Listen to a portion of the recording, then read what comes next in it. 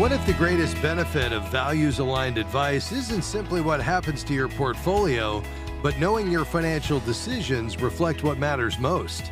Hi, I'm Rob West. New research shows that when financial counsel aligns with your faith, trust deepens, anxiety decreases, and success begins to mean more than investment performance. Sharon Epps is back to unpack what these findings mean for faithful stewardship. Then we'll take your calls at 800-525-7000. This is Faith and Finance Live, biblical wisdom for your financial decisions. Well, we always enjoy our conversation with Sharon Epps. She's president of Kingdom Advisors, an organization that equips financial professionals to integrate biblical wisdom into the advice they provide and the way they serve their clients. Sharon, as always, great to have you back. Good to be here, Rob. Thanks. Sharon, today we're taking a closer look at new research the Pinkston Group did with our team here at Kingdom Advisors, and the findings are fascinating, as you well know, and one statistic is particularly eye-opening, and this is where I'd like to start. While 81% of certified Kingdom Advisors offer values-based investing, only 15% of their clients actually use it. So let's talk about why that disconnect exists as a starting place. Well, we don't know all the reasons for sure, but I think there are several. I think one thing is that there is a myth that I have to be satisfied with lower returns to invest my values. And that really is a myth, but the clients may not ask because of that.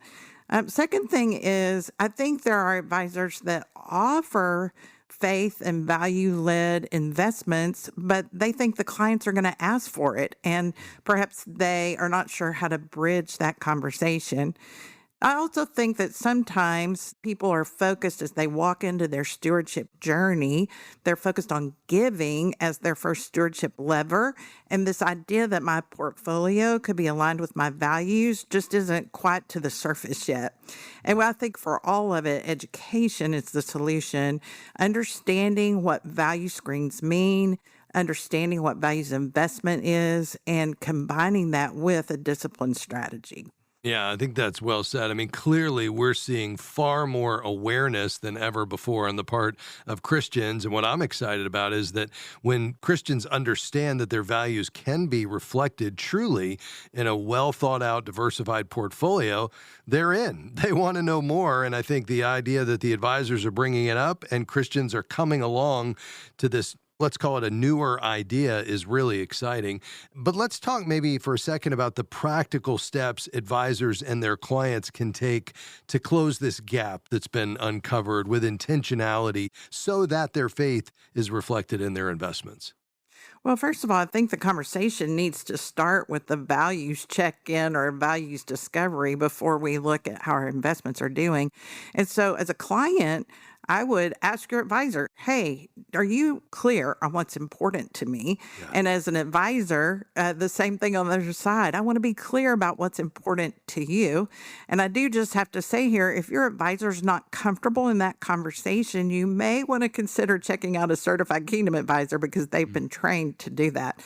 But as you continue the conversation, you want to provide some side-by-side comparisons of screened funds if you're using that avoid strategy where you're screening out for things that don't align with your values to see and make sure that your returns are what you expect them to be and to debunk that myth I talked about on the underperformance.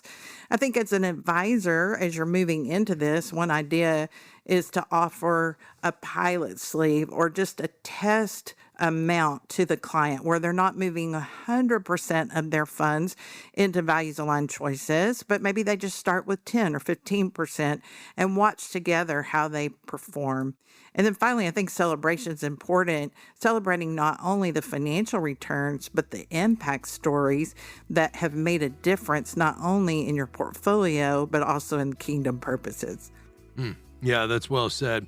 Well, we're going to head into this break here in just a moment, but Sharon mentioned perhaps a next step for you is to find a certified Kingdom advisor in your area, and you can do that quickly and easily at findacka.com. There's more than 2,000 across the nation that have met the high standards to earn the gold standard in biblically wise financial advice, Certified Kingdom Advisor. Again, that website, findacka.com. When we come back, we'll continue to unpack this fascinating research about the difference between advice from a certified Kingdom advisor and advice from a traditional advisor with Sharon Epps. Don't go anywhere. We're just getting started.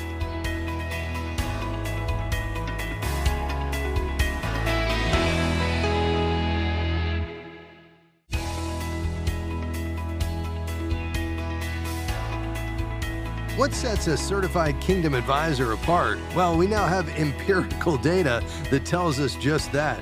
Sharon Epps is here today. She's president of Kingdom Advisors, and we partnered with Pinkston Research to do the largest study that's ever been conducted, looking at the difference between the advice given by and the outcomes of a certified Kingdom advisor and his or her client versus traditional advisors and their clients. And Sharon, fascinating data coming out of this study. I want to continue to unpack it.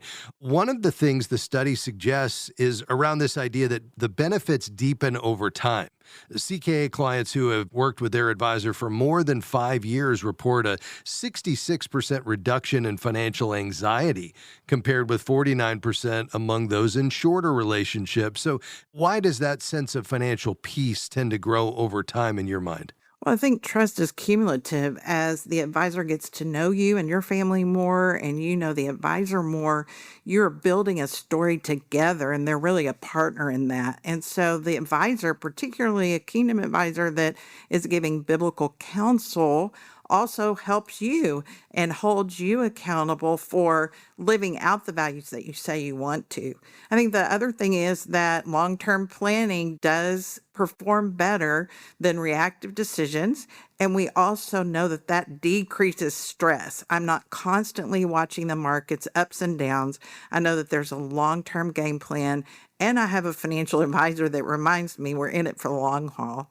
I think also just having the opportunity to share scripture and prayer with your advisor reshapes your identity so that you totally understand that God's the owner and that you're the steward. And so you can say, God, what do you want me to do with your money? And that just relieves a lot of stress. And then market cycles also help us see that the advisor's guidance is reliable.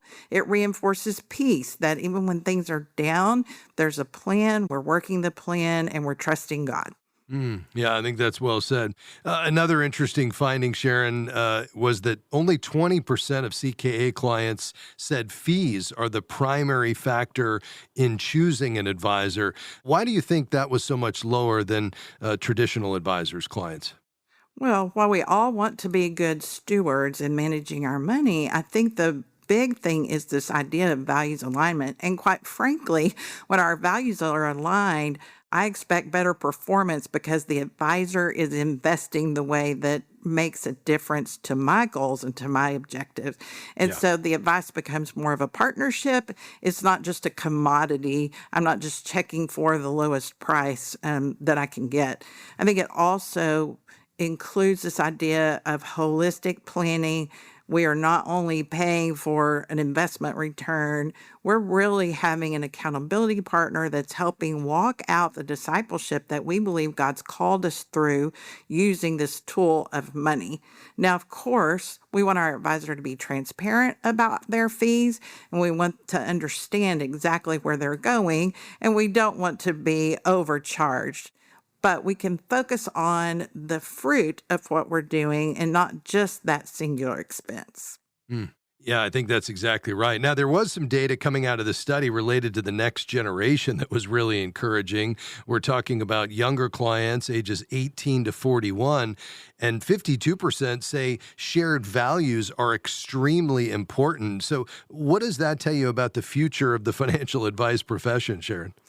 Well, I could spend a long time talking about the next generation. And, sometimes we talk about challenges in the next generation, but this is really a win and something we're really excited about. And that is studies show us that younger believers want alignment in their life and their money, and they want to be sure that it tells the same story. While older generations have tended to have this secular sacred divide. The younger generation is really not seeing money as something, quote, that valuable on their own.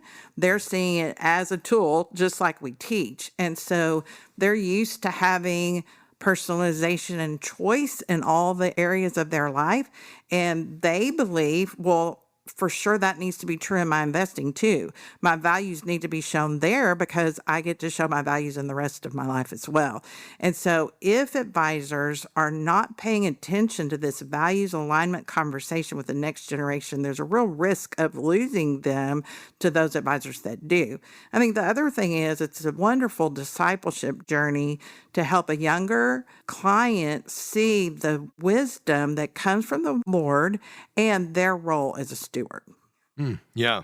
There was a lot of data, Sharon, as well, coming out around advisors and really seeing their work line up with their life purpose. It was dramatically higher with the certified kingdom advisors versus the traditional advisors, and really changing their scorecard where kingdom impact was the primary driver. That's something we would have hoped for, and it was really encouraging, wasn't it? It was. And don't we all want an advisor who's excited to come to work on Monday and also is seeing the impact of the work that they do? And so for these advisors, we want to be clear, performance does matter. Yeah. Their scorecard, though, is bigger. They're looking at how are we helping our clients experience peace? How are we promoting generosity and kingdom growth?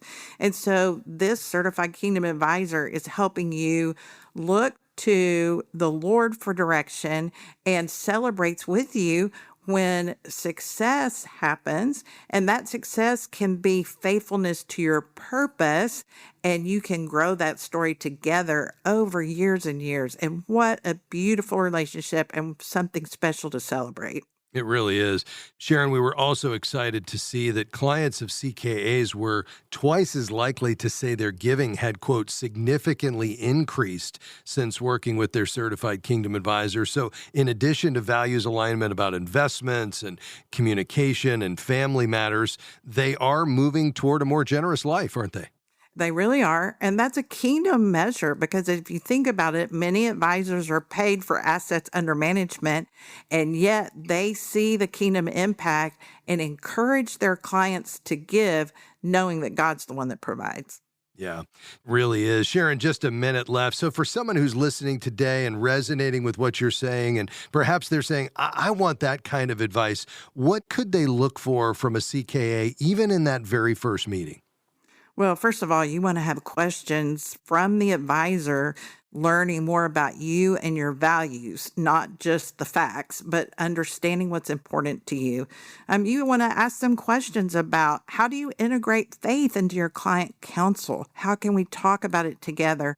And then mostly pray about it and trust the Holy Spirit to direct you for the best advisor. Excellent. And Sharon, if there's an advisor listening today who's a Christ follower and they're resonating with what you're saying, I'd love for you to speak to that advisor for just a moment about their opportunity as they engage with Kingdom Advisors. Well, we want to encourage you to join us because we are a group of committed advisors who want to help every advisor live in community and be equipped to confidently have these conversations. That's well said. Proverbs 19:20, listen to advice and accept instruction that you may gain wisdom in the future. That's our heart's desire for everyone as they engage with an advisor who understands the heart of God and the counsel of Scripture so that they can steward God's money God's way. Sharon, thanks for your time today. Glad to be here. Folks, if you'd like to find a certified kingdom advisor in your area, head to the website findacka.com. That's findacka.com. Back with your questions after this, 800-525-7000. I'm Rob West, and you're listening to Faith and Finance Live. Biblical wisdom for your financial decisions. We'll be right back after this break.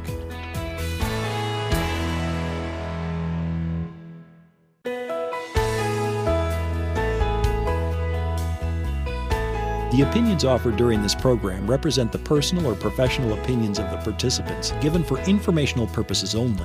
Any information provided is not intended to replace advice from a financial, medical, legal, or other professional who understands your specific situation.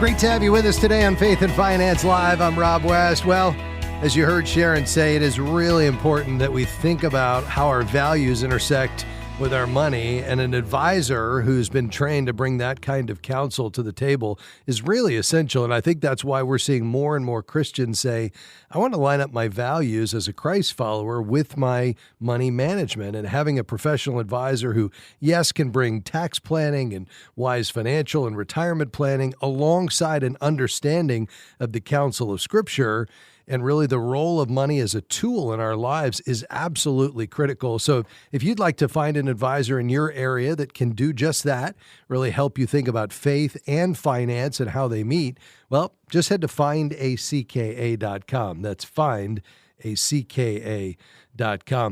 Coming up in the next segment, we're going to have an opportunity to talk to one of the incredible team members at Moody Stewardship, and we're going to talk about this idea of an IRA, qualified charitable distribution.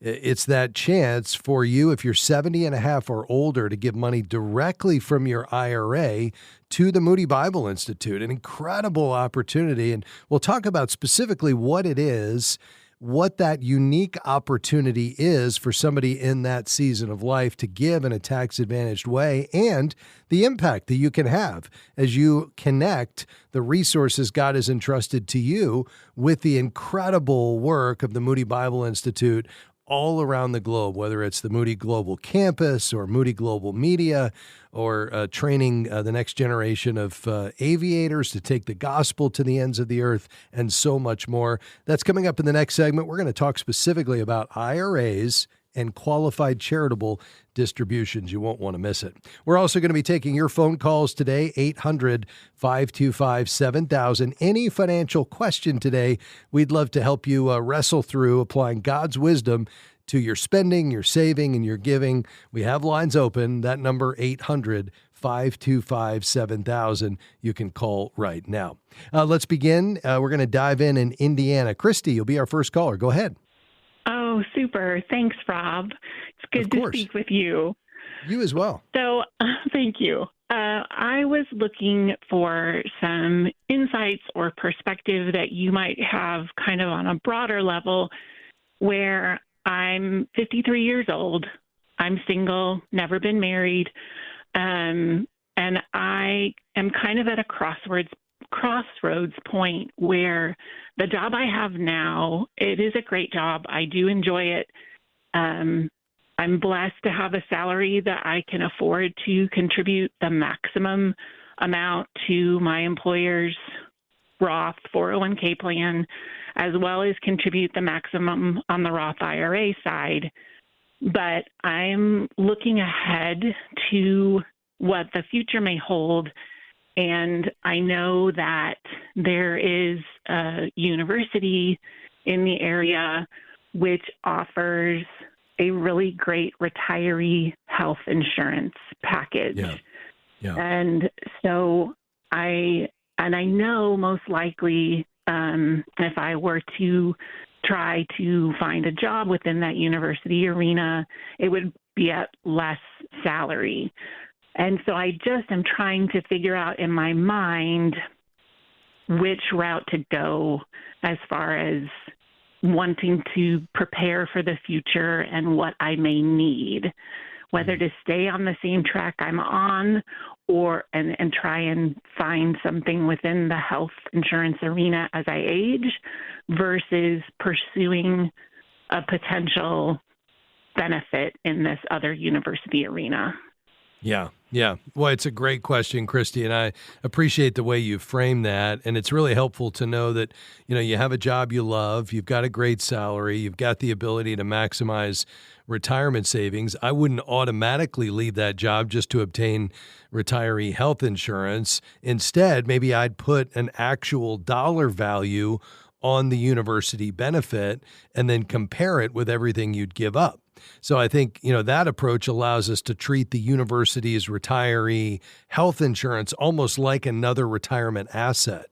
So first, you'd want to get the university's actual retiree health plan documents, not just, they have great retirement insurance, but really know what is the service requirement. For example, do you have to work a certain number of years, before you'd be able to get to that benefit? What percentage of the premium do they cover? Can they change the benefit? What happens at 65 when Medicare begins? Medicare notes that employer retiree coverage often becomes secondary to Medicare, and employers then can change the premiums or benefits. So that, those specifics matter. And then you can compare the jobs in dollars. So just for example, let's say, your current job's $150,000, the university's at $100,000. Well, that's a $50,000 annual pay cut. If you work another 12 years, that's $600,000 of gross compensation in terms of a difference before even considering raises and bonuses and retirement matches and, investment growth. And a valuable retiree medical plan might justify some salary reduction, but you'd want to know whether it's really worth giving up that much. So if you put a value on the retirement savings opportunity, you could begin to, compare apples to apples. And I'd actually be more concerned about how you plan to cover healthcare if you retire before 65 than the coverage after 65, because once you're Medicare eligible, the Medicare becomes the foundation of the coverage, if that makes sense. So let's do this. I'm up against a break, but I want to get to your thoughts on all that. So we'll chat a bit more about that during the break and make sure we get all of your questions covered. But Christy, I appreciate your call today. Stay right there. We're going to take a quick break. We'll talk about IRA QCDs in the next segment. What is that? Well, you'll find out. A great opportunity if you're in the retirement season of life. And then more questions. 800-525-7000. Stick around.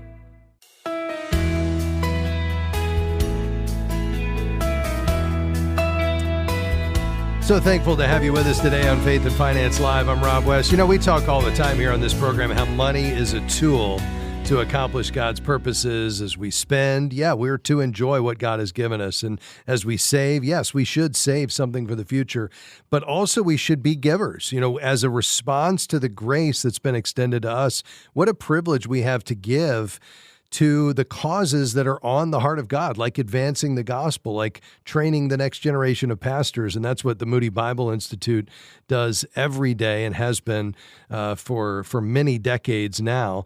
And we want to talk in this segment about an incredible giving opportunity that's tax advantage that you may not be aware of. My friend Doug Crisafulli is joining us. Doug is part of the Moody stewardship team. He's director of planned giving here at the Moody Bible Institute. And Doug, I'm so thrilled to have you with us today. Thanks for spending a few minutes. Hey, thanks, Rob. It's great to be with you and the listening audience. Doug, let's get just real practical for a second. For somebody who's 70 and a half and has heard this idea of a qualified charitable distribution, but they're not quite sure what it is, just give us the mechanics.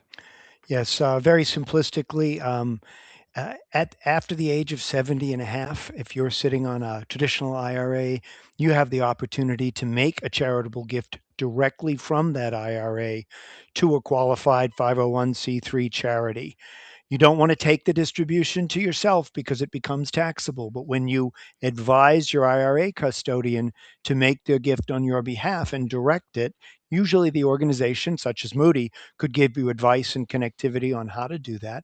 But if you initiate that direct from your IRA, number one, you end up effectively giving more because if you touch that, it becomes taxable to you and reduces the dollar value. But also you pass it along directly to the ministry, And at Moody, you'd be putting it to work to impact the gospel, to impact the kingdom, whether it be for the Global Campus Initiative or for Moody Aviation training pastors aviators to take the gospel to literally the farthest places on the earth, and many other Yes. ministries at Moody. Yeah, incredible. And I love connecting it to the real work that's taking place on the ground to advance the gospel. Because, I'm sure you see this as well, Doug, in the role you sit in, but I hear from more and more listeners that are saying, wait a minute, I was thinking about doing my giving at the end of my life, and that's great. And your team, Doug, can help them, with that, those bequests and some of the estate plans. But what if I'm missing the joy in giving more right now, and perhaps I have more than I need? And, that's the situation a lot of retirees find themselves in, right? Yes, absolutely. You talk about that, and I think immediately of Ron Blue and the late Larry Burkett and that phrase, Mm, do your giving while you're living so you knowing where it's going. We that's very right. often will talk to people who will say, gee, I wish I could do more. And when we talk about giving from assets like an IRA, it's a hugely powerful way to do things. And quite frankly, when I talk with others in the space, in the field, many will say to me, after the age of 70 and a half, it is the first best dollar to use for charitable giving. If you Yes. don't need the income, clearly you can give. And whether that's giving to a ministry like Moody Radio or it's supporting your home church, these assets, these resources can be put to use for the gospel and for kingdom work. And a side benefit is that you reduce your taxable burden too. So that's sort of a Yes. win-win. It sure is. By the way, you can go to moodystewardship.org. You can connect with Doug or someone on his team, and they would love to walk you through this. Again, that's moodystewardship.org. Doug, to take it a step further, I talk to more and more people who are saying, I'm now 73 or older. The government's telling me I have to take it out, and I don't need the money. And what they've missed is the only way to get this money out without ever paying any tax on it is through this IRA QCD. Right? That's correct. Any IRA QCD gift up to a certain value, I believe in the 2026 calendar year, that value is $111,000. And any gift up to that level meets the RMD requirement that the IRS has for a traditional IRA holder. So again, it qualifies for that, and you report it on a separate line on your 1040. Your tax advisor will tell you. You'll get a statement from any of the organizations from which you make a QCD gift.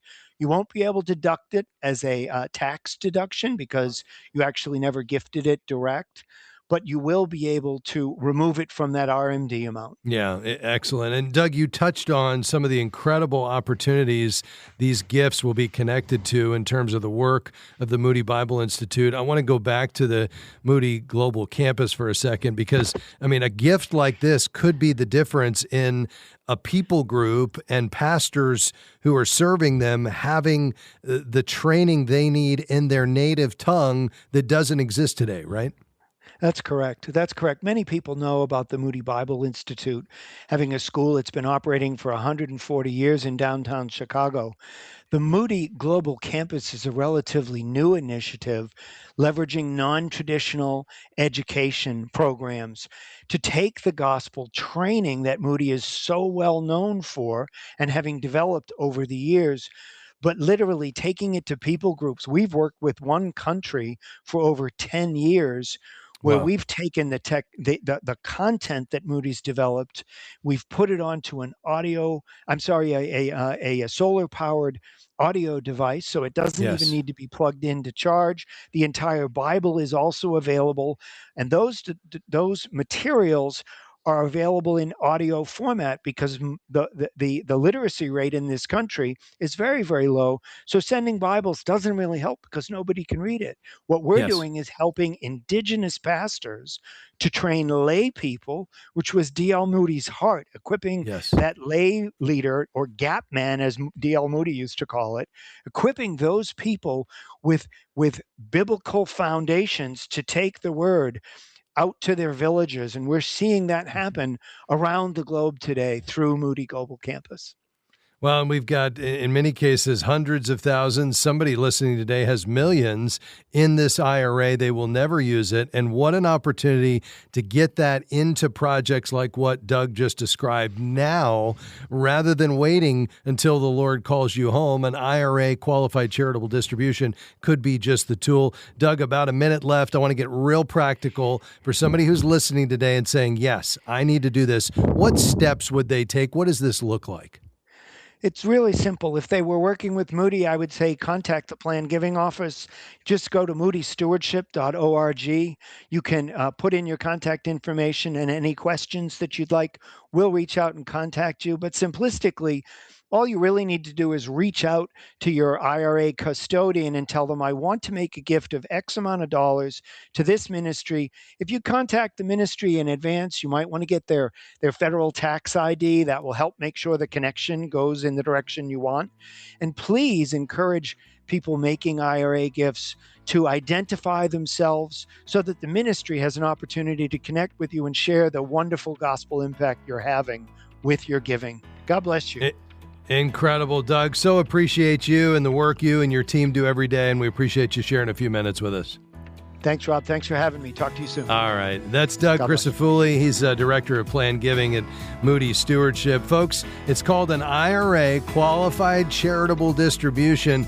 It might be the key for you to fund gospel work you never thought possible now instead of later, and do it in a really tax-efficient manner. If you'd like to learn more, just head to moodystewardship.org. All right, a quick break, and then back with your questions in the final segment. Here's the number, 800-525-7000. Call right now. We'll be right back. Don't go anywhere.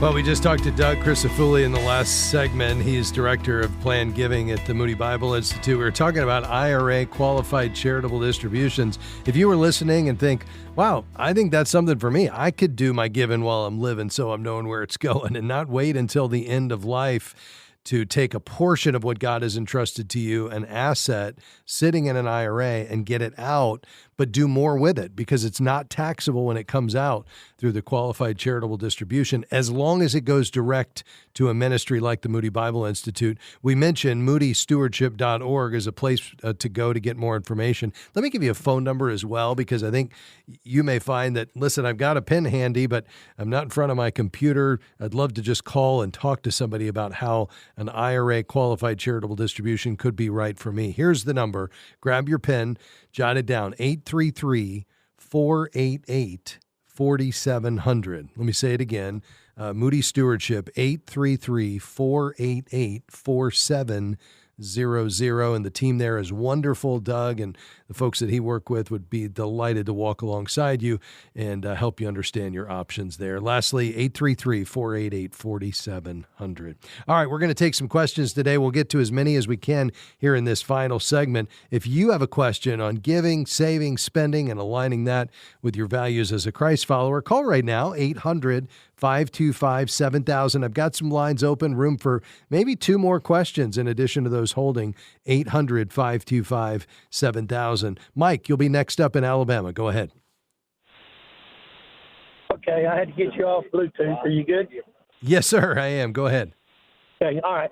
My wife's brother-in-law, her sister's husband, asked her if she would notarize a handwritten will if he wrote everything down.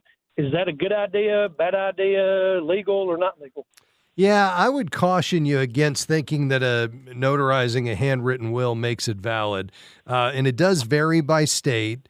Certainly it has to be in writing, signed by the person making the will, and signed by at least two witnesses who witness the signing or the person's acknowledgement. But, many states don't generally recognize a handwritten, what they call holographic will, as an exception to those formalities, just because the entire document's in the person's handwriting. The notary's role is primarily in making the will self-proving. And Alabama, I think, allows the person making the will and the witnesses to acknowledge that before a notary. But I think the question is, should your wife And she is a notary. Is that right? That's correct. She is a notary, Yeah. has been for a very long time. Yeah. And so if the question is, should my wife, who's a notary, just notarize her brother-in-law's handwritten will, I'd say not without making sure the will has been properly executed under Alabama law, because notarization isn't a substitute for the required witnesses. And because she's related to him by marriage, I'd be even more inclined to have an unrelated notary handle the self-proving affidavit there. So, I think for those reasons, I'd probably recommend she have an Alabama state attorney review the document before it's signed, and then, and only then, get a non-family notary involved if it were me. Well, that's exactly what I told her. You're just helping me out, so I appreciate that. But I just thought it was a bad idea, with the relatives and everything. And she just said, "Well, I don't know why." I said, "Well, I'm gonna call and see. I'm gonna call, ask Rob." And say, Okay. "Who's Rob?" I said, "I just got to listen to on the afternoon." So you have got a lot of really good. Well, points. be sure to tell her that I didn't know which side you were on before I came down on your side, okay? Oh no, I'm gonna tell you we're on my side 100%. That's great. Well, listen, if she wants to talk further, tell her to give me a call. Hey, Mike, thanks for being a great listener faithfully. And hey, stay on the line. I'm going to send you a copy of my devotional. It's called Our Ultimate Treasure, and it's our gift to you. And thanks for being on the program today. Hopefully I stay out of trouble here. 800-525-7000 is the number to call. Taking your questions today and helping you apply biblical wisdom to your financial decisions. We do have room for a few more questions. We will get to as many as we can. So if you've got something going on in your financial life as you pay down debt and you save for the future and you try to invest in a way that aligns with your values, or maybe you're thinking about estate planning like Mike was and just wanting to be faithful and making the right decisions, call right now. We'll get to at least one more phone call here in a moment, 800-525-7000. As we think about wealth transfer and estate planning, I mean, there is the blocking and tackling that we all need to do. We need to get the will in place, and we need to have the living will so that we got end-of-life decisions covered. And then we need the healthcare surrogate, so somebody, when we're incapacitated, could act on our behalf in those crucial medically related decisions, acting for us. And then we need the durable power of attorney that also allows, if I'm incapacitated, somebody to step in from a legal and a financial standpoint to make decisions as needed. I mean, those are really critical. And then some people will choose to have a trust depending on the complexity of their situation, or just because they want to keep their affairs private, or maybe they just want to pass outside of probate a little bit more efficiently, and that's where that can come in. But that last will and testament is critical to make sure your wishes are honored, and it's absolutely essential if you have minor children, because that's where you're going to name the guardian. And so often we put these things off, and we need to make sure they're in place. But the other thing we need to do is really think about, how are we intentionally passing wisdom before wealth? God's word is really clear on this, that, wisdom can create wealth, but wealth doesn't create wisdom. And so what does it look like to intentionally pass spiritual capital and relational capital and character capital to the next generation? Well, it doesn't happen at once.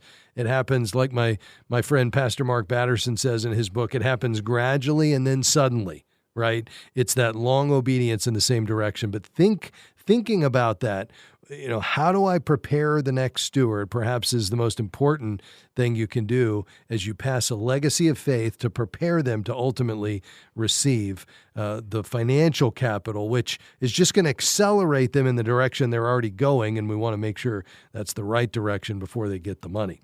All right, let's take some more phone calls. South Carolina, Emmy, thanks for calling. Go ahead. Hey, I was calling to see how much cushion is enough cushion to step out of a good-paying job to be a stay-at-home mom.